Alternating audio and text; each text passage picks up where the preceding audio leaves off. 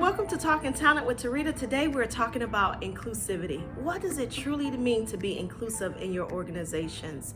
So I want you to think about everybody that you have there. If you have a homogeneous group of people that have all grown up in West Michigan, that know the West Michigan nice, that have gone to the same schools, who do you have on the outside of that parameter? Because those are the people that you should be paying attention to.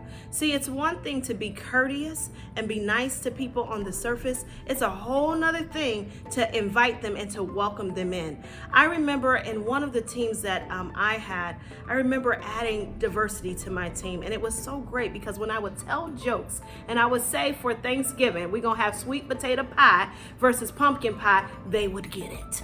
So I want you to think about sometimes when you're used to being around the same type of people, you grew up the same way, you've had the same cultural experiences, that in and of itself can exclude other people. So we have to be open to what it is to hear about other people's experiences and not always center ourselves or what's like us. How do we begin to center other things, not just things that are familiar to us?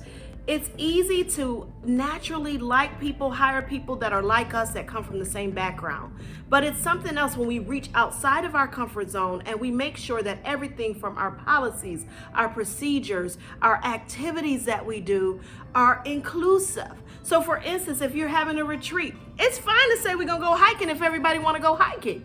But if we have never been hiking before, then we may have to think about some other activities. And it doesn't matter that we're doing hiking. We could do hiking and some other things. Maybe we do bowling. I'm just using these as examples when we think about what it truly means to be inclusive and what it means to allow people to bring their whole selves to work, from the rooter to the tutor, from the hairstyle they wear, from the clothes they wear, from how they talk.